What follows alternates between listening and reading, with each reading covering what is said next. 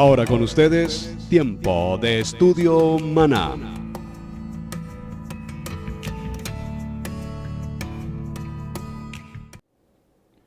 Bien, mis amados hermanos, bienvenidos en este tiempo de estudio bíblico devocional. Su hermano Pastor Roberto Alfaro les saluda y les doy la mejor y cordial bienvenida. Tema apasionante en el libro de Shemot. Recuerden que estamos en nuestro parashá número 21, Kitasa, la palabra que tiene que ver con elevar, contar, propiamente el texto en el capítulo 30 que dimos comienzo el día de ayer.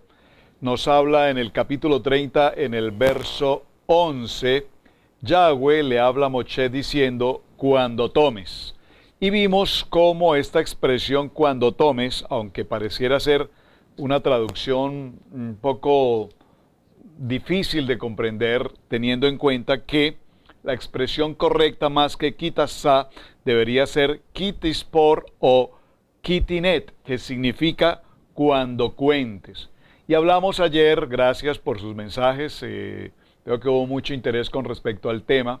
Mencionamos cómo es importante no contar a las personas de la congregación, no contarlas. Mencioné un ejemplo, creo que es muy típico, como mencionar el contar cabezas de ganado en el rancho, en la finca. No.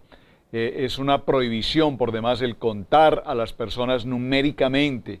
Y lastimosamente en el Evangelio se ha enseñado que el crecimiento de las congregaciones o el crecimiento de la iglesia se ve redundante cuando se habla de números. Y nos han enseñado que todo crecimiento evangelístico tiene que ver con un crecimiento de carácter numérico. Y la pregunta es, ¿cuántas personas hay en tu iglesia? Digo personas cuando se utiliza una expresión correcta, personas. ¿Cuántas personas tienes, pastor, en tu iglesia? Es tanto como decir cuántas cabezas de ganado tienes en tu rancho, en tu finca. No es un asunto numérico, no es un asunto de cantidad, es un asunto de calidad. Sabemos que hay personas o hay congregaciones, mejor, que llamamos mega iglesias. Sí, son un número impresionante de miles, pero la verdad es preguntarse cuántos de esos miles, tú como pastor, de esos miles, a cuántos conoces por su nombre, a cuántos tratas de manera personal, a cuántos de esos conoces en el sentido de saber de su vida, de sus problemáticas, de su entorno familiar, de su situación espiritual.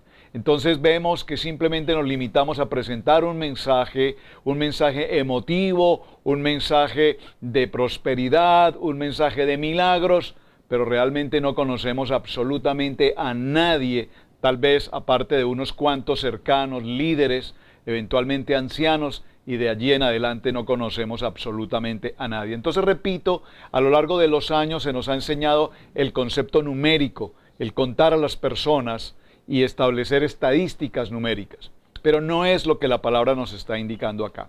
En esta porción de Kitasa, nos estamos notando que hay que pagar un precio, un valor de medio shekel. Y dijimos que ese medio shekel corresponde a un hombre sin el shekel completo. Ese medio shekel, para que tengamos el shekel completo, el hombre pecador, de lo cual todos los hombres estamos en condición de pecado, absolutamente todos. Dijimos ayer que no hay en la faz de la tierra hombres en santidad. Es muy posible que encontremos hombres en integridad, en rectitud, de buen corazón, de nobles emprendimientos. Por supuesto, y gracias al Padre, los hay. Pero en santidad solamente nuestro Padre eterno. Yeshua HaMashiach, santo, santo, santo. Por eso, cuando le hemos dado títulos de santidad a tanto santo que tenemos hoy tenemos santo para todo, santo para todo cuanto se nos ocurre hay un santo. Y no solamente hay un santo, sino que además hay otro que se atreve a canonizar o a dar santidad a hombres o mujeres aún también. Todo esto nos obedece a conceptos de carácter religioso que nada tienen que ver propiamente con lo que escrito está en la palabra. Dígalo conmigo, lo escrito, escrito está. Así es que continuamos hoy con nuestro tema en el capítulo 30. Espero cerrar este tema hoy, por lo menos esta primera parte, cuando hablemos del rescate, de la expiación. Recuerden que expiación significa pagar un precio. Y repito, espero culminar esta parte hoy porque debemos adentrarnos inmediatamente, a partir del día de mañana, a ese tema tan interesante que todos de alguna manera conocemos, y es precisamente el tema que tiene que ver con el becerro de oro. Así es que capítulo 30, verso 15 en el libro de Shemot. Acompáñeme por favor, démosle una lectura a este punto y concluyamos de qué trata entonces el entorno para nuestro tema hoy. Voy a leerlo desde el verso 14.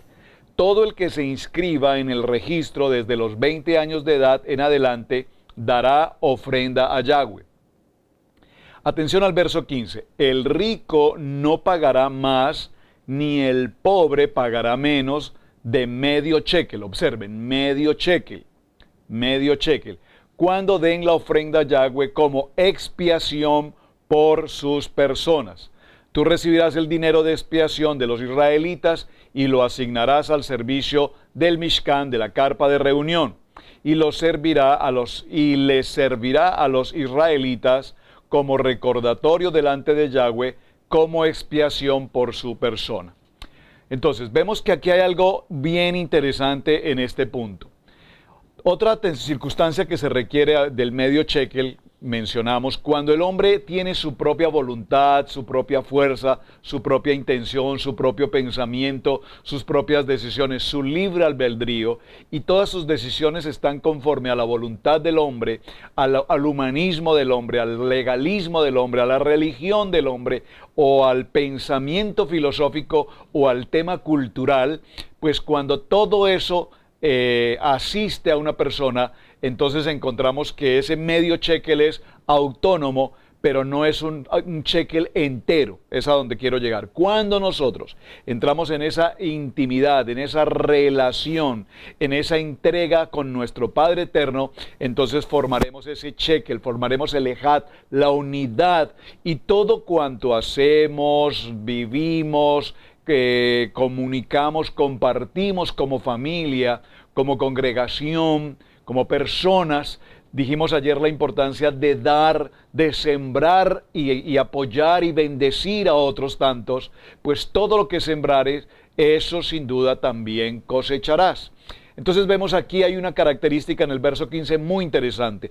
Todo hombre rico o pobre tenían exactamente el mismo valor delante de Dios.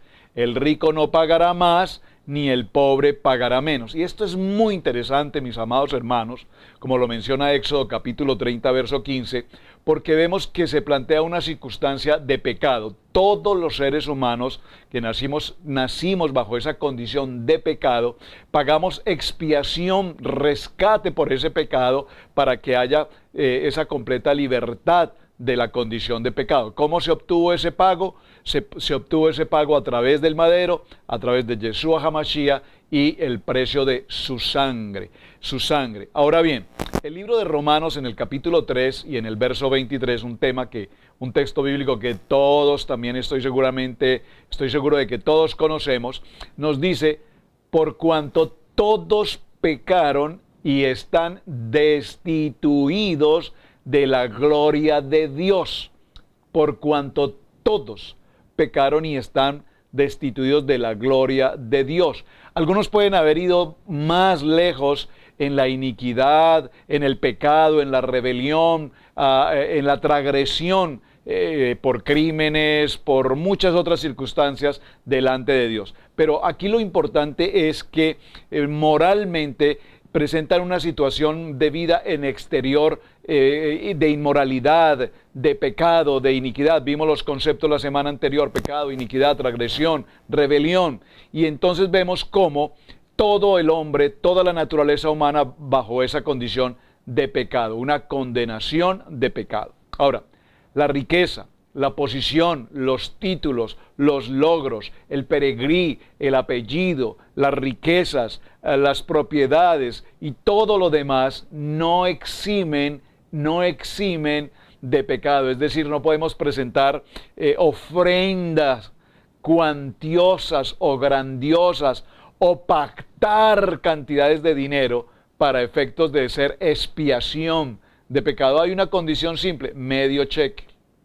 Medio shekel. Y ese medio shekel también significa todo. Todo significa techuvá, significa arrepentimiento. Atención que hay una gran diferencia entre arrepentimiento y remordimiento, ¿verdad?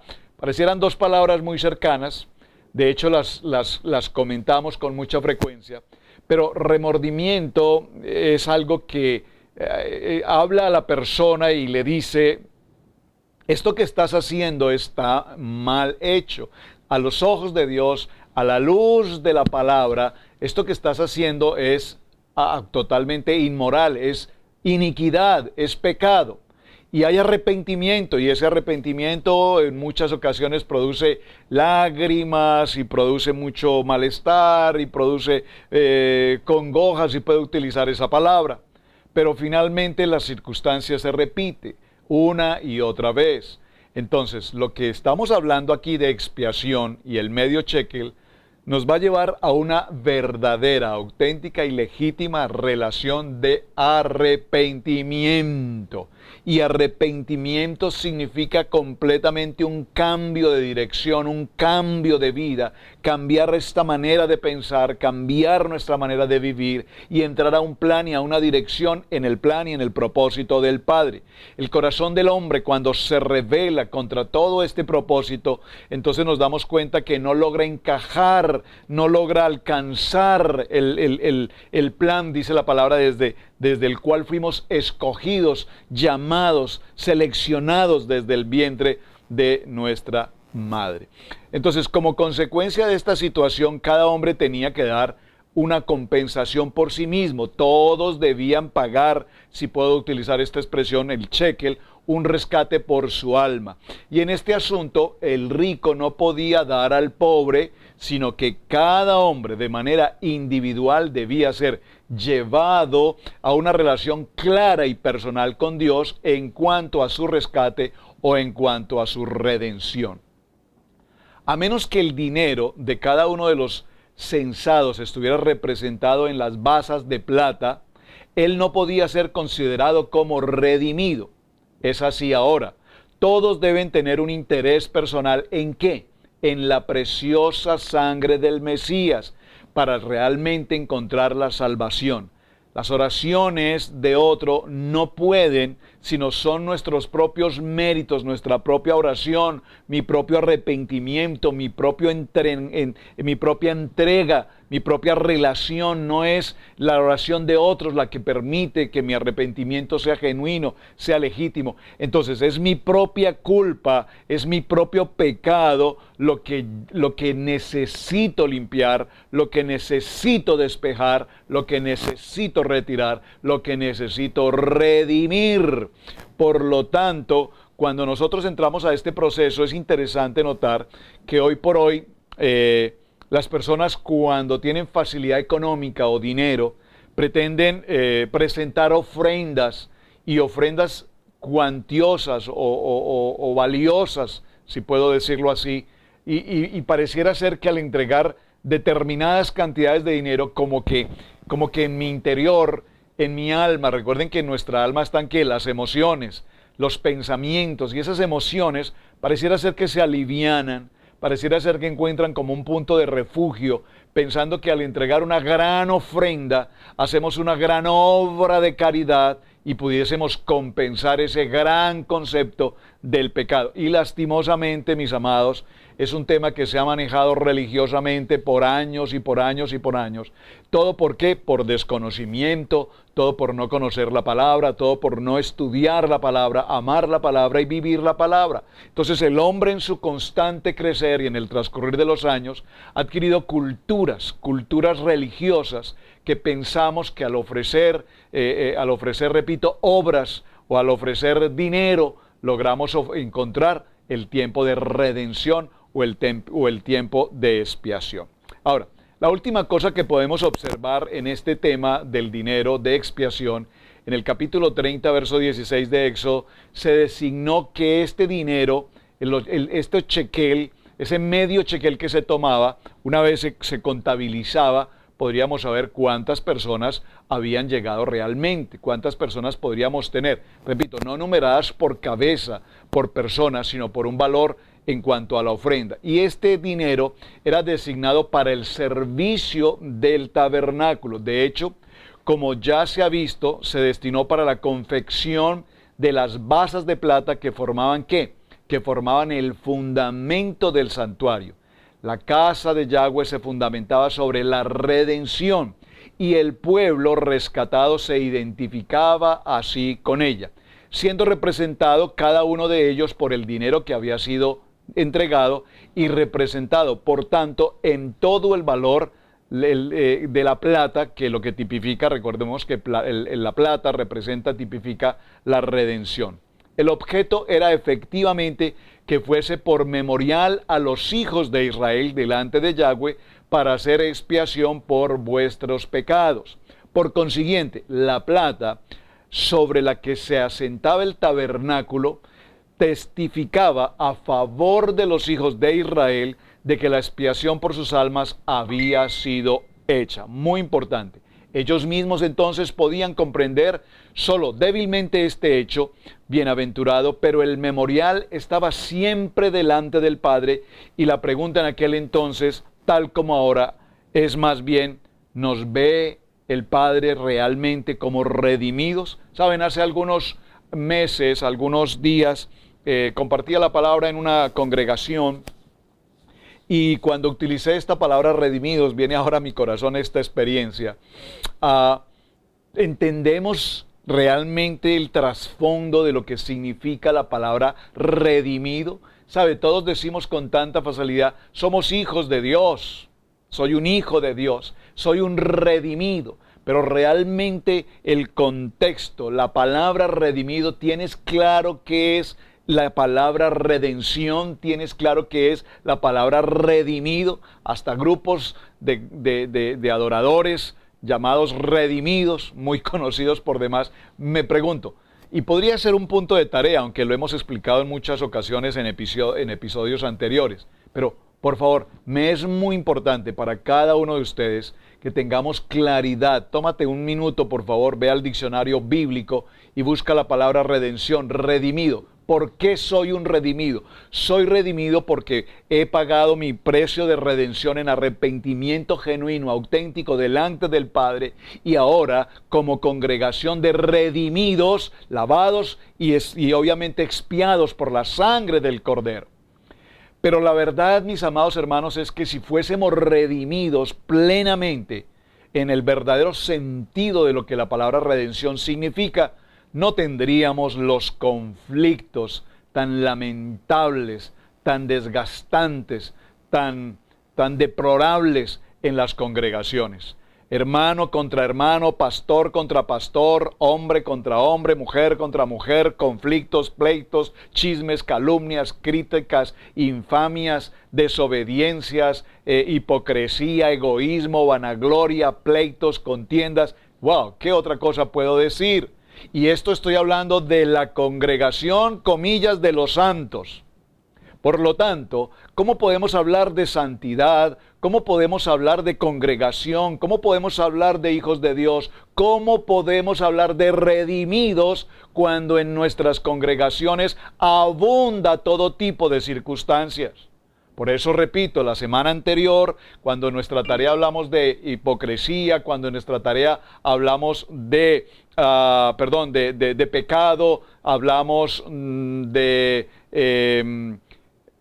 pecado, transgresión, iniquidad, rebelión, les pedí, por favor, hagan esa tarea, y si usted no lo ha hecho, nos acompaña por primera vez, le invito a que busque las definiciones de cada uno de estos conceptos, pecado, iniquidad, transgresión y rebelión, porque hoy a lo que llamamos iglesia y a lo que llamamos redimidos, si realmente estuviésemos auténtica y legítimamente redimidos, no tendríamos los graves conflictos que tenemos hoy en la vida de los creyentes. denominación contra denominación, doctrina contra doctrina, que si levanta las manos, que si no levanta las manos, que si toca instrumentos, que si danza, que si dice Yeshua o dice Yahweh, que si es la doctora, que si el Nuevo Testamento, que si neotestamentarios, que si raíces hebreas, que si las sendas antiguas, y tenemos tanto conflicto y tanta circunstancia y tanta opinión y tanto concepto y tanta habladuría. Mis amados hermanos, por eso el propósito es que vayamos al fundamento. Cuando nosotros regresamos al fundamento, al principio de la palabra, a la Torá, y estudiamos lo que estamos haciendo hoy, precisamente estudiando el parashá, los 54 parashá del año, y cada semana tratamos un tema y cada semana avanzamos hasta cerrar en el libro de Devarim, Deuteronomio. Veremos cómo la palabra viene, la revelación de la palabra viene, y mi pueblo no perecerá más, porque este pueblo que por desconocimiento, por omisión, por tradición de nuestros padres, de la religión, cometimos pecado por acción o por omisión, como sea, pues ya ese tiempo ha llegado a su fin. Este es un tiempo de palabra, este es un tiempo de la verdad. Dice el libro de Juan, capítulo 8, versos 31-32, conoceréis la verdad. ¿Cuál verdad? La verdad teológica de los hombres, la verdad teológica de las doctrinas, la verdad teológica de los concilios, la verdad teológica de las denominaciones. No. La verdad de lo que escrito está en la palabra. Y cuando vamos al tema de la palabra y estudiamos lo que la Torá, el fundamento de la palabra, nos enseña, entonces no podríamos tener esta división que alguna vez hombre alguno se ocurrió hacer entre separar el antiguo del nuevo pacto o pacto renovado, el Brit Hadasha. Y hoy tenemos entonces doctrinas o concilios o iglesias donde decimos: nosotros somos neotestamentarios. Todo el viejo pacto, todo el viejo testamento ha sido abolido, ya no existe más. Nosotros caminamos en el tiempo de nueva era, por favor, comillas, en el tiempo de nuevo testamento, de nuevo pacto. Pero por favor, ¿cómo tú puedes caminar en nuevo pacto si no conoces de lo que fue escrito en el principio, de lo que fue escrito en Torá?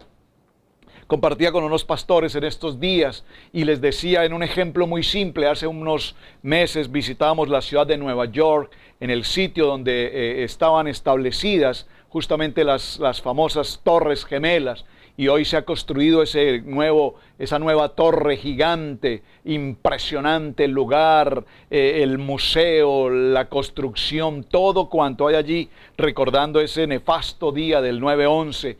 Y cuando vemos las fotografías o estamos en el lugar y disfrutamos de esa oportunidad, en aquel sitio se puede sentir, se puede percibir impresionantemente la tragedia, la circunstancia de muerte, del terrorismo. Todo lo que pasó es un campo impresionante. Pero cuando vemos la nueva construcción, el orgullo del hombre levantando una nueva edificación más alta que las anteriores, con tecnología más actual y todo lo demás, pues digamos que desde el punto de vista del modernismo, pues qué bueno que todo esto se suceda. Pero pocos de nosotros nos daremos cuenta que para que ese gran edificio, esa gran mole de concreto se sostenga, necesita tener un fundamento, no sé cuántos pisos bajo tierra en concreto y cualquier otra cantidad de materiales deben estar totalmente sepultados para soportar el peso y para sostener este mole de concreto. ¿Y qué sucede? Es exactamente lo que nos pasa con la palabra hoy. Nosotros, si nos vamos al nuevo pacto, al Brit Hadasha, y vemos lo maravilloso de Mateo, de Marcos, de Lucas, de Juan, de los libros de Pablo y todo hasta Apocalipsis, decimos, wow, es maravilloso y nos parece un mensaje, es un mensaje maravilloso. Pero si no vemos el fundamento, si no caminamos hacia esas sendas antiguas, si no exploramos los principios, el rudimento de la palabra, el principio de lo que se escribió desde el principio en el que creó Dios los cielos y la tierra, y en el primer día, y en el segundo día, y en el tercer día, y en el cuarto día, y en el quinto día, y en el sexto día establece que debemos guardar el tiempo de Shabbat, de reposo. Entonces, cuando se habla de Shabbat y cuando se habla de reposo, los que ven el edificio en construcción dicen: oh, eso ya es tiempo pasado, el tiempo del Shabbat ya no se puede guardar porque ya fue abolido. ¿Dónde en las Escrituras tú me puedes decir que el tiempo de Shabbat o que los mandamientos de Éxodo capítulo 20 fueron abolidos? En ninguna manera, de ninguna manera, en ningún escrito, en ningún documento encontraremos que nada de esto fue abolido. Pero cuando vamos al nuevo pacto sin conocer, repito, si nos vamos al nuevo edificio sin conocer el fundamento de la construcción, las bases sólidas de la construcción, nos es muy fácil decir: todo esto ha sido abolido porque ya la ley, ya la ley se abolió, porque Yeshua vino y abolió la ley. No. No podemos hacer uso de estas expresiones si no tenemos claridad en el principio y en el fundamento. Por eso, cuando nos tomamos estos tiempos y estos temas que Dios nos trae cada semana, es precisamente para que trabajemos en el conocer la palabra, en el conocer la revelación de la palabra. De este modo, ahora entendemos que todos los hombres debemos pagar una expiación, y esa expiación fue pagada única y exclusivamente por el único y poderoso amado Yeshua HaMashiach, su sangre preciosa puesta en aquella cruz. Dijimos entonces, mis amados hermanos, que cuando hablamos de Kitasa nos encontramos con cuando alcances, cuando nosotros elevamos nuestra vida espiritual a una comunión mucho más directa, una relación personal con nuestro Padre Eterno. Y mencioné ayer una palabra que para algunos es muy conocida, para otros seguramente es muy nueva. Entre algunos grupos de israelitas, propiamente judíos, se menciona con frecuencia la palabra hipodedut. Y la hipodedut, para no entrar en detalles, es simplemente cuando tenemos esa oportunidad maravillosa de hablar con Dios. Y ayer mencionaba el ejemplo, cuando vas en tu vehículo de un lugar a otro, 30, 45 minutos transportándote en las carreteras, en los highways. Qué buen momento para hablar con Dios. Y no es una locura hablar con Dios y comentar nuestro diario vivir, nuestra situación de familia, nuestra circunstancia económica, nuestras cargas, nuestras opresiones, nuestras debilidades, y hablar con Dios y escuchar la voz de Dios. ¿Cómo escuchar la voz de Dios? Si Dios permanentemente nos está hablando, nos está dirigiendo, nos está guiando, nos está estableciendo. Y cuando Dios nos dice: no pases por este lugar, no tomes esta ruta, no vayas en esa dirección, no salgas. Esto me recuerda a las palabras de mamá, ¿verdad? Niño, no salgas. Y preciso el día que salimos, por desobediencia, por nuestra propia voluntad, en nuestro libre albedrío, preciso tenemos problemas, preciso tenemos conflictos, preciso tenemos dificultades. De tal manera que cuando nosotros nos elevamos, cuando elevamos nuestro espíritu a una condición de vida, de integridad con el Padre Eterno, entonces viene una palabra muy interesante que quiero mencionar. Bueno, la mencionamos ayer: rendir cuentas. Necesitamos rendir cuentas con Dios. En otro tiempo posiblemente nos decían que debíamos confesarnos, y existían los confesorios, y teníamos que ir a ese lugar y decirle a un hombre: he pecado por esto, he pecado por aquello, he pecado por tal circunstancia. Y finalmente este hombre, después de escucharnos 2 o 3 cosas que teníamos por decir, nos dejaba una tarea de oración, y nos determinaba cosas que teníamos que hacer, y supuestamente con todo esto ya estábamos libres de pecado. Y a los 15 días o al mes teníamos que regresar y confesar nuevamente pecado y confesar nuestro pecado. Bueno, ahora yo lo transfiero a esta palabra, hipodedut. Habla con Dios. Hay una carga en tu corazón, hay una carga en tu situación personal. Bueno, tú no necesitas estárselo hablando y diciendo a todo el mundo para que no se convierta en el chisme, en la calumnia, en la crítica, porque repito, en la iglesia de los redimidos, si alguien habla algo, se convertirá en tremendo chisme, en tremenda calumnia, en tremenda murmuración. Oiga, ¿cómo le parece si supieras lo que el hermano comentó, si supieras lo que la hermana dijo? Y vienen todos los problemas. Redimidos, Si realmente fuésemos redimidos, no estaríamos, repito, pasando por este tipo de crisis y por este tipo de situaciones. Así es que hablar con Dios y entregar nuestra vida completamente a Él y explicar, hablar con Él y abrir nuestro corazón y decirle realmente lo que estamos sintiendo y establecer ese ejad, esa verdadera unidad con el Padre, entonces el Padre dirá, como le dijo a aquella mujer, vete y no peques más. ¿Dónde están los que te acusan? Yo no te puedo acusar. Vete y no peques más. Ahora, en todo este proceso que estamos viendo, mis amados hermanos, vamos a llegar inmediatamente, y lo voy a dejar como tema de principio para nuestra jornada del día de mañana, en el capítulo 30, verso 17, hablando de la vasija para el lavado. Libro de Éxodo, capítulo 30, verso 18 al 21 dice, harás también una pila de bronce con su base de bronce para lavatorio y la colocarás entre la tienda de reunión y el altar, y podrás agua en ella, y ellas se lavarán las manos y los pies, Aarón y sus hijos. Al entrar en la tienda de reunión se lavarán con agua para que no mueran. También cuando se acerquen al altar al ministrar para quemar una ofrenda encendida a Yahweh, y se lavarán las manos y los pies para que no mueran, y será estatuto perpetuo para ellos, para Aarón y su descendencia por todas las generaciones. Bueno, mis amados, vamos a dejarlo hasta este punto. Recuerden, para el día de mañana hablaremos de Éxodo capítulo 30, verso 18. Por favor, les invito, trabaja sobre el tema de redimidos. Y si tú consideras que realmente eres un redimido, maravilloso, porque un verdadero redimido trabaja en amar la palabra, aprender la palabra y vivir la palabra.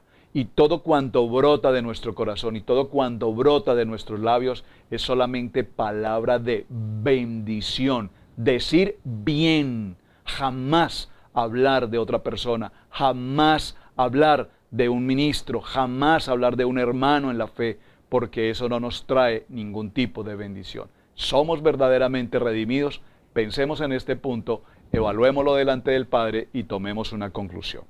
Mis amados, muchísimas gracias por acompañarnos. Su hermano Pastor Roberto Alfaro les saluda. Gracias por compartir el mensaje. Gracias por sus escritos permanentemente. Gracias, de verdad, muchísimas gracias. Shalom Alejen para todos. Bendiciones.